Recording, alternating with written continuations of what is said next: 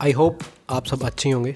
बाकी तो मुझे पता है, जैसा कि आपको पता है कि आईफोन 16 के डिफरेंट रूमर्स आपको दिखने को मिल रहे होंगे, तो यहाँ पे भी एक उसी के बारे में बात कर रहे हैं अपने। तो आईफोन 16 जैसे कि एप्पल आई बार एक बड़ा अपडेट लेके आता है, उसी तरह अब की बार भी एप्पल एक बड़ा अपडेट लेके आ रहा है, तो उसी के बारे में अपने बात करने जा रहे हैं। तो जैसा कि आईफोन कैमरा के लिए फेमस है, तो अपने कैमरा की ही बात करते हैं। आईफोन अब की बार कैमरा में नहीं, आईफोन अब की बार आईफोन में 4 कैमरा लेके आ रहा है, तो उसी के बारे में बात करते हैं। जो चौथा कैमरा वो किसके बारे में है, जैसे कि 3 कैमरा तो आपको पता ही है किसके बारे में, जैसे 48 मेगापिक्सल का कैमरा है, एक अल्ट्रा वाइड कैमरा है, ठीक है 13 mm, और उसके अलावा एक टेलीफोटो लेंस है जो कि 120 mm का लेंस होता है। जो 48 मेगापिक्सल वाला कैमरा होता है वो 48 से 35 और 28 और 24 mm तक शिफ्ट हो जाता है, और जो अल्ट्रा वाइड कैमरा होता है वो एज ए मैक्रो और 13 mm शिफ्ट हो जाता है, यानी कि फ़ोटो क्लिक कर सकता है, ठीक है।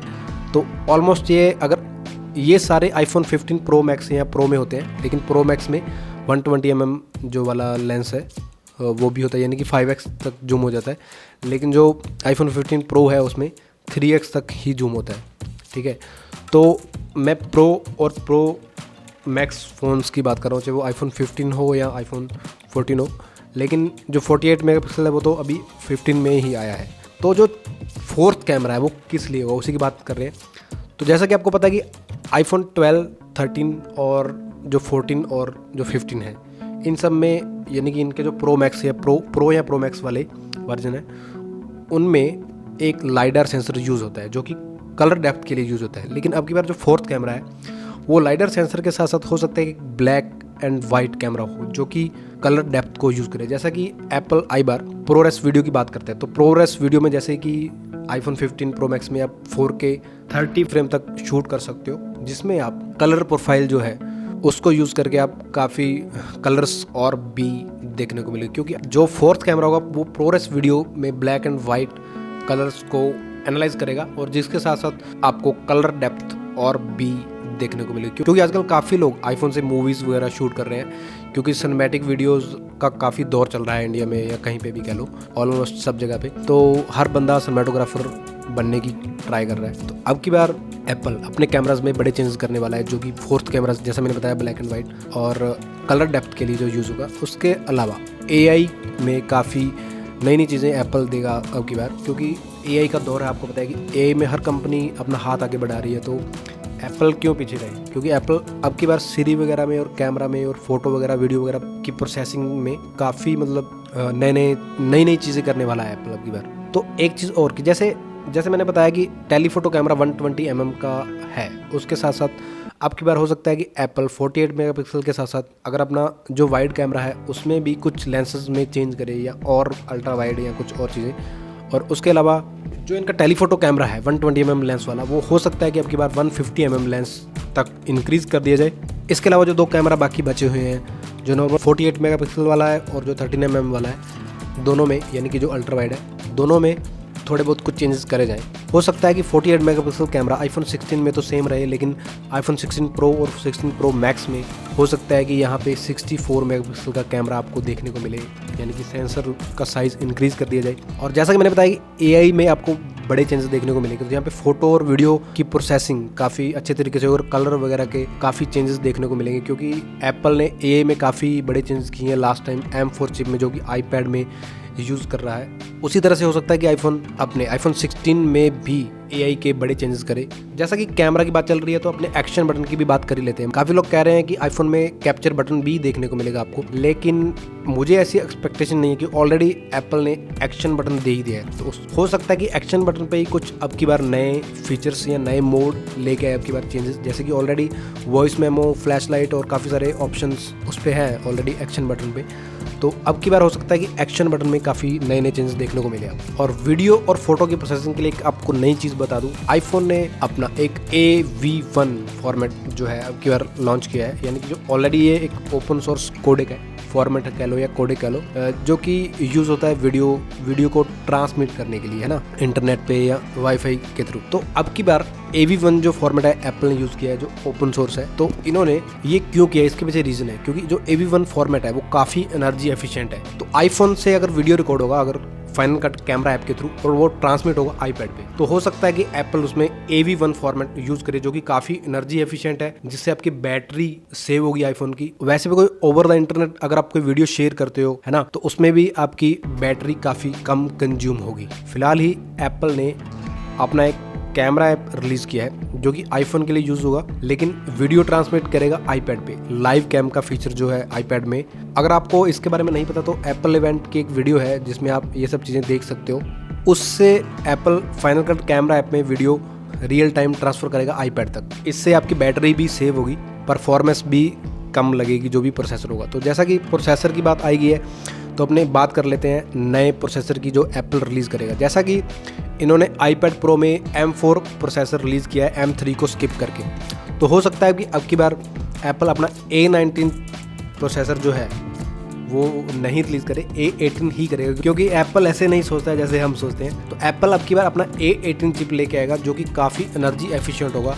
जैसा कि इनका M4 चिप जो है वो M2 से लगभग हाफ एनर्जी सेव करता है, यानी कि उसी तरह हो सकता है कि जो A18 चिप है वो ऑलमोस्ट हाफ एनर्जी सेव करे। हो सकता है कि यहाँ पे टेक्नोलॉजी 3 नैनोमीटर हो या थोड़ा बहुत 2.5 या 2 नैनोमीटर टेक्नोलॉजी इंप्रूवमेंट हो जाए A18 चिप में A17 की तरह, क्योंकि A17 अपनी चिप में 3 नैनोमीटर की टेक्नोलॉजी फर्स्ट टाइम लेके आए थे लास्ट ईयर। तो हो सकता है कि अब की बार फिर ये कुछ टेक्नोलॉजी में इंप्रूवमेंट करें, यानी कि 2.5 या 2 नैनोमीटर की टेक्नोलॉजी हो अब की बार, और जो कि काफ़ी कम एनर्जी कंज्यूम करे।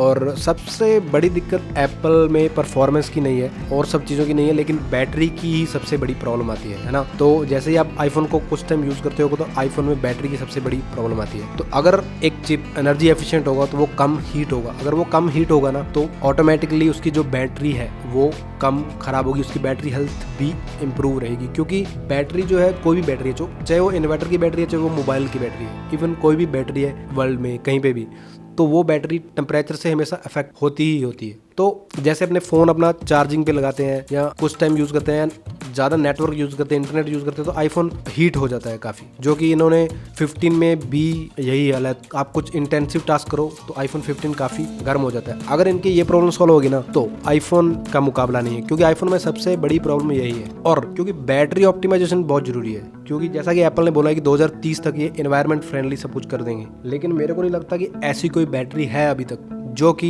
इन्वायरमेंट फ्रेंडली हो। क्योंकि कोई भी बैटरी है, चाहे आप इलेक्ट्रिक व्हीकल ले लो या कुछ भी ले लो, मैं टॉपिक से थोड़ा भटक रहा हूँ लेकिन बात कर लेते हैं इसके बारे में थोड़ी सी। इलेक्ट्रिक व्हीकल में जैसे बैटरीज यूज हो रही हैं, लेकिन एक बैटरी, इलेक्ट्रिक व्हीकल की बैटरी उतना पोल्यूशन कर देती है जब वो बनती है उसी टाइम, जितना कि एक रियल व्हीकल जो डीजल पे या पेट्रोल पे चलती है वो अपने लाइफ साइकिल में नहीं करती। हालांकि एक लाइफ साइकिल माना जाता है कि उसकी लिमिट होती है स्टडी के हिसाब से, तो उसके बारे में बात कर रहे हैं। जैसे अपने यहाँ पे तो लाइफ साइकिल से ऊपर तक भी पुरानी जो गाड़ियाँ वो चलती रहती हैं, लेकिन मैं बात कर रहा हूँ एक लाइफ साइकिल की। तो हाँ, तो अपने बात कर रहे थे बैटरी, तो बैटरी ऑप्टिमाइजेशन या इम्प्रूव्ड या हीट कम होना, ये सब चीज़ें जरूर होना जरूरी है, क्योंकि इन्वायरमेंट फ्रेंडली कोई चीज़ तभी होगी जब उसकी बैटरी वगैरह प्रॉपर सब चीज़ें इन्वायरमेंट को नुकसान नहीं पहुंचाएगी, है ना। तो बैटरी की बात कर ली, अपने प्रोसेसर की बात कर ली और कैमरास की बात कर ली। इसके अलावा एप्पल में अगर मैं डिस्प्ले या ब्राइटनेस या उन सब चीज़ों की बात करूँ तो उसके बारे में कोई ज़्यादा बात करने वाला नहीं हूँ, क्योंकि वो आपको पता ही है कि आपकी बार जैसे आईपैड में इन्होंने OLED डिस्प्ले डाल दी, तो आईफोन में ऑलरेडी बढ़िया डिस्प्ले है। हो सकता है ये थोड़ी बहुत कुछ टेक्नोलॉजी जैसे नैनो टेक्सचर वगैरह का इंप्रूवमेंट कर दे, लेकिन मेरे को ज़्यादा कुछ बड़े चेंजेस डिस्प्ले में नहीं आने वाले हैं। तो ऑलरेडी सनलाइट में एप्पल का डिस्प्ले अच्छा परफॉर्म करता है, ऑलमोस्ट अच्छा डिस्प्ले होता है आईफोन में, लेकिन थोड़ा बहुत अपना ये दिखाएंगे कि आपने ऐसा डिस्प्ले में ये चेंजेस कर दिए, ठीक है, क्योंकि वो दिखाना जरूरी भी है इनको। तो इसके अलावा अच्छा नेटवर्क और ये सब चीज़ें तो मिलती है। हो सकता है आईफोन में अगर अपने नेटवर्क की बात करें तो हो सकता है कि जैसे 5G ऑलरेडी है तो हो सकता है कि आपके पास 6G मिले, ठीक है। अगर इसके बाद अपने बात करें गेमिंग की, है ना, तो गेमिंग में हो सकता है कि काफ़ी बड़े इंप्रूवमेंट मिले आपको। फिर यही वो बैटरी हीट करने वाली बात है, लेकिन कोई बात नहीं है। एप्पल ने ऑलरेडी जैसे M4 चिप में या M3 चिप में ray tracing and mesh shading डाला था, है ना। ठीक है, आप आईफोन पे 3D का काम नहीं कर सकते, लेकिन 3D चीज़ें देख तो सकते हैं ना। तो आईफोन 16 में ray tracing and mesh shading के फीचर्स डाल दिए जाएंगे, जो कि गेमिंग में काफ़ी बड़े इंप्रूवमेंट देखने को मिलेंगे। जैसे कि आप कोई भी गेम प्ले करते हो तो आपको प्रॉपर चीज़ें और भी क्लियर देखने को मिलेंगी, जिसमें शेडोज़ वगैरह और लाइटिंग्स वगैरह और प्रॉपर देखने को आपको मिलेंगी चीज़ें, और जिससे आपको बिल्कुल रियल ऐसे लगेगा कि आप रियल कोई चीज़ प्ले कर रहे हो। और हीट होने का तो ये आईफोन ने जैसे ठेका ले रखा है, छोड़ो, आप भी कहोगे कि बार बार भैया आईफोन की हीट पे आ जाते हैं। तो अगर अपने गेमिंग की बात करें तो आपको पता है कि ऑलरेडी जैसे एंड्रॉयड ने काफ़ी मार्केट कैप्चर कर रखा है, विंडोज़ ने काफ़ी मार्केट कैप्चर कर रहा है, लेकिन गेमिंग में एप्पल काफ़ी टाइम से ट्राई कर रहा है, ये 2-3 साल से पीछे कुछ ज़्यादा ही हो रहा है। और अपने मैक ऑपरेटिंग सिस्टम को और अपने लैपटॉप को यानी कि मैकबुक को और अपने आईफोन को, दोनों को गेमिंग में उतारने की कोशिश कर रहा है। हाँ ठीक है, एप्पल पे गेम्स काफ़ी अच्छे परफॉर्म करते हैं, लेकिन ज़्यादातर गेम्स जो अवेलेबल हैं यानी कि जो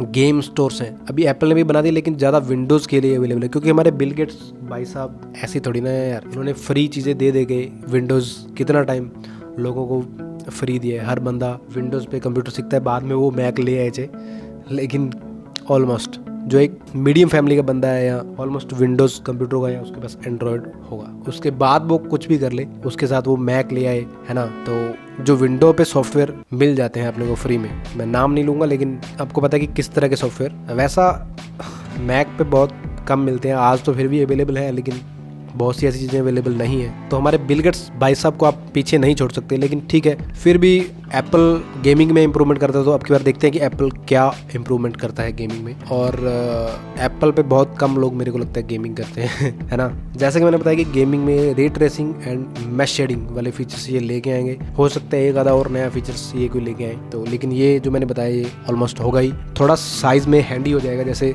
आईफोन 15 को इन्होंने थोड़ा सा हैंडी कर दिया है, लेकिन उसी तरह से हो सकता है जो स्टीव जॉब्स ने ऑलरेडी प्रेडिक्ट कर दिया था कि आईफोन हर बार कुछ थोड़ा ऊपर को इंक्रीज होता जाएगा, तो उस तरह से इनका प्रो मैक्स जो फ़ोन है हो सकता है अब की बार 6.7 इंच से भी ज़्यादा हाइट में बड़ा हो। तो स्टीव जॉब्स सर की भी बात तो पूरी करनी है ना, बाकी सब वैसे ही होगा। और डिस्प्ले, ब्राइटनेस, नेटवर्क, इन सब चीज़ों की बात मैं नहीं कर रहा। साउंड आपको पता ही है एप्पल का बढ़िया है, हो सकता है अब की बार कुछ साउंड में नए अपडेट लेके आए एप्पल, और हो सकता है कि एप्पल आईफोन अब की बार एप्पल पेंसिल प्रो को भी सपोर्ट करे, ऐसा हो सकता है लेकिन कुछ नहीं कह सकती।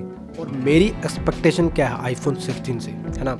आईफोन 16 से मेरी एक एक्सपेक्टेशन है कि अगर कूलिंग का कोई हो जुगाड़, यानी कि मटेरियल या कुछ भी ऐसा ये यूज़ करें कि आईफोन 16 जो है, आईफोन कोई भी है तो वो कूल रहे, काफ़ी कूल, मतलब वो वाला कूल नहीं, मैं मतलब हीट नहीं हो, ज़्यादा ठंडा रहे, तो उसी के बारे में बात कर रहा हूँ। जैसे हम आईफोन लेने के बाद ठंडे होकर बैठ जाते हैं, उस तरह से अगर आईफोन ठंडा रहेगा ना तो ऑब्वियस है कि आईफोन ज़्यादा अच्छा परफॉर्म करेगा। और भाई वास्तव में इन्वायरमेंट को सपोर्ट तो तब होगी